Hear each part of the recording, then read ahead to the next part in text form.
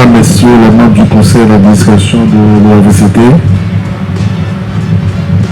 Mesdames, Messieurs les directeurs,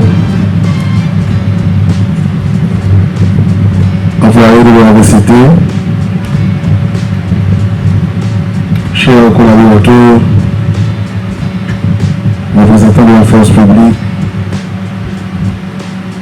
Mesdames, Messieurs de la presse parlée, écrite, télévisée et en ligne, en vos rangs, grade, titre et qualité, Mesdames, Messieurs. Le 19 février 2025, j'acceptais la responsabilité de diriger l'office d'assurance véhicule contre tiers avec, bien sûr, une conviction claire. Moderniser, structurer et renforcer cette institution stratégique au service de l'État et des citoyens. Un an plus tard, nous pouvons affirmer que cette année n'a pas été une année d'attente, mais une année d'action. En effet, dès mon installation, dans le cadre de notre démarche de proximité et de supervision active, une délégation du bureau central à laquelle j'ai eu l'honneur de participer a effectué des visites de terrain dans le Grand Nord et dans le Grand Sud. Ces déplacements avaient pour objectif d'aller à la rencontre des équipes régionales, dont certaines n'avaient jamais reçu la visite de la Direction générale de l'ouverture. Nous avons doté le service de constat de véhicules opérationnels. Ces moyens mobiles permettant d'intervenir plus vite et de couvrir l'aire métropolitaine jusque-là insuffisamment desservie. Conjugué à une réorganisation des tournées et à l'équipement standardisé qui de constat, outils de prise de photos, fiches normalisées. Ces véhicules ont réduit les contraintes logistiques qui paralysaient nos équipes. Après plusieurs années d'interruption, la remise en circulation des vignettes marque la réaffirmation concrète de la responsabilité de l'OAVCT comme régulateur national de l'assurance automobile. La relance a impliqué la mise en place d'un système afin de parvenir à la contrefaçon et l'anarchie administrative. Cette mesure rétablit la visibilité dans le parc assuré, facilite les contrôles et renforce l'obligation de conformité des assurés. En outre, la réintroduction des vignettes améliore la capacité de planification financière de l'office et renforce la confiance des partenaires et des usagers. Pour pérenniser ce progrès, nous poursuivons la digitalisation progressive des registres et la communication auprès du public pour faciliter l'obtention des vignettes. Nous participons à l'opération Ajaccio parce qu'il n'y a pas de cadre légal à procédure d'identification. Nous avons lancé un nouveau processus sélection agence qui était faite et puis appliquée d'après principe transparence et justice. Publication appel pour application dans un journal chaque jour. Critères sélection clairs. Il y a un comité évaluation indépendant à vérification conformité approfondie. C'est seulement l'agence qui peut satisfaire toute exigence qui était autorisée pour opérer.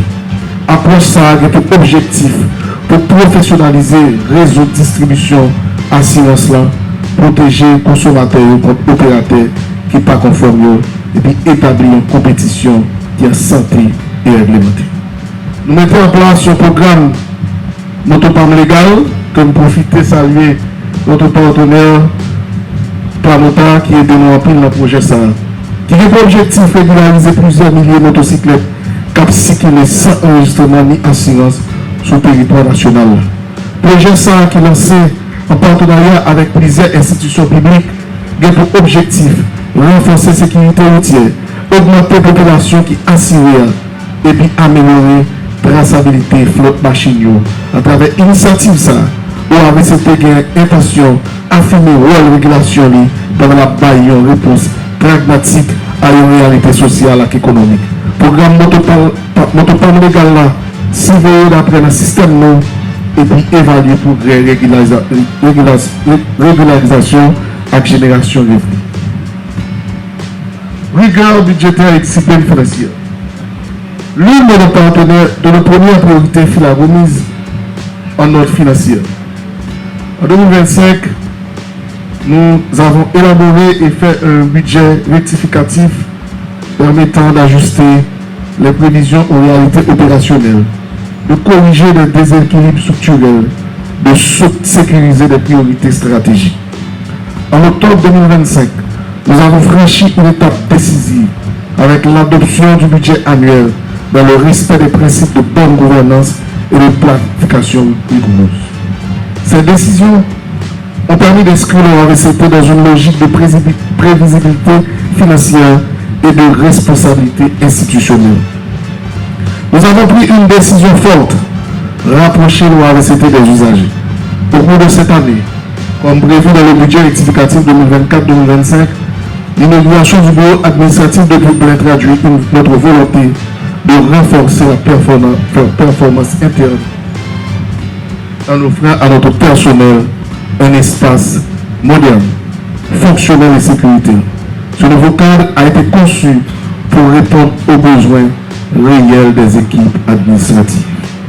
Plusieurs bureaux ont été ouverts dans les régions dont Akin, Okoto, Marigot, Ansapit. L'ouverture de ces 4 bureaux régionaux dans le Grand Sud illustre notre vision à doter chaque commune d'une présence effective de l'URVCT. De nouvelles structures ont été mises en place à Port-au-Prince, soit un nouveau bureau à la mairie de Tabar, qui est une réponse concrète à la nécessité de rapprocher l'URVCT des usagers. Situé dans une zone assez forte, densité de circulation automobile et d'activité économique, ce centre permet de réduire considérablement les délais de traitement et les déplacements des assurés.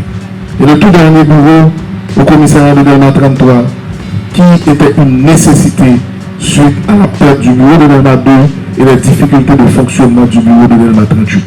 Des bureaux régionaux ont été équipés de kits administratifs complets. Cette politique d'expansion territoriale vise un objectif simple: rendre le service public accessible, efficace et présent sur tout le territoire. Modernisation logistique et renforcement personnel. Une institution ne peut fonctionner sans moyens adéquats.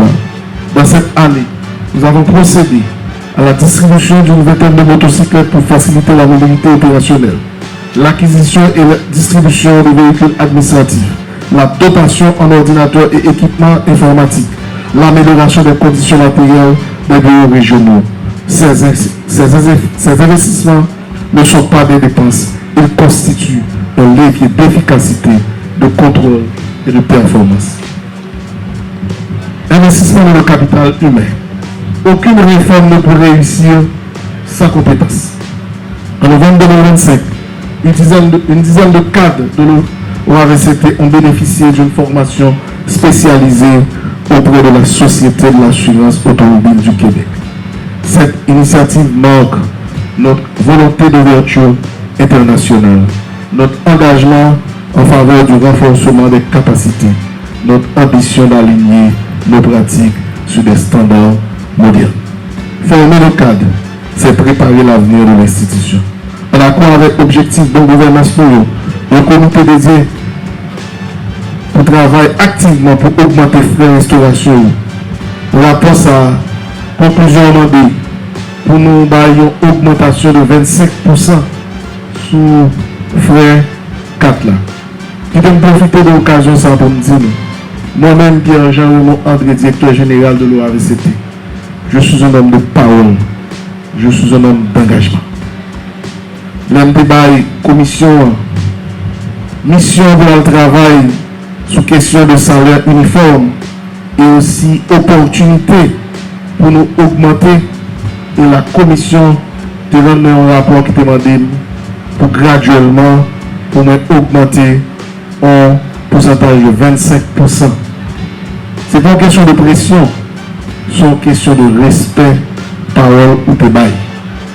Nous commençons en novembre, quoi que un pourcentage qui est déjà augmenté, Nous avons déjà passé des instructions à l'équipe financière pour commencer le travail sur le budget rectificatif là et à partir de commencement avril pour nous augmenter l'autre partie de promesses que nous avons fait à nos employés de l'OAVCT et on pense que c'est la justice. Transformation numérique et transparence. Aujourd'hui, nous franchissons une étape historique avec le lancement officiel du site internet institutionnel de l'OAVCT. Ce site représente un outil de transparence, un canal d'information pour les assurés, une vitrine institutionnelle, une première phase vers la digitalisation complète de nos services. L'OAVCT entre progressivement dans l'ère numérique. Stabilité, gouvernance et vision. Dans un contexte national complexe, nous avons maintenu la continuité du service public, la stabilité administrative, le respect des engagements envers les assurés et le renforcement des mécanismes de contrôle interne. En ce sens, dans le cadre du respect strict des procédures administratives et suite à des constats préliminaires faisant état de dysfonctionnement, il est constitué une commission spéciale de vérification et d'analyse chargée d'examiner l'ensemble des transferts de véhicules pour la période allant du 19 février 2025 au 19 janvier 2026. Nous avons posé les bases d'une institution plus structurée, plus crédible et plus performante. Nos perspectives pour l'année 2026. Si 2025 fut l'année de la structuration et de l'expansion, 2026 sera celle de la consolidation et de l'accélération. Nos priorités: poursuivre la digitalisation, poursuivre la formation des cadres, mettre sur pied l'école de formation de l'OAVCT, poursuivre l'implantation de nouveaux bureaux dans les régions, mettre sur pied un programme national de stage, réduire les délais de traitement, renforcer le contrôle interne, optimiser les recettes, professionnaliser davantage la gestion. Nos ambitions sont claires: faire de l'OAVCT une référence en matière de gestion des services publics. Un an après ma prise de fonction, je ne revendique pas un succès personnel. Je souligne un effort collectif.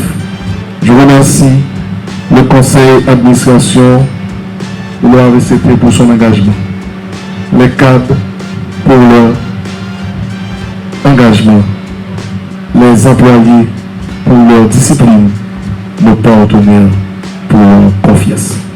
Ce premier anniversaire n'est pas une fin, c'est le début d'une transformation durable. Vive l'OAVCT, vive le service public, vive la République. Je vous remercie.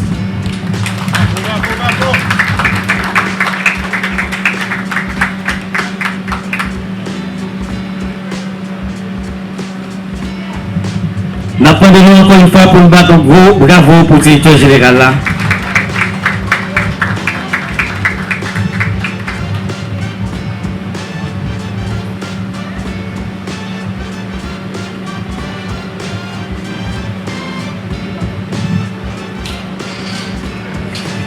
Asseyez-vous s'il vous plaît.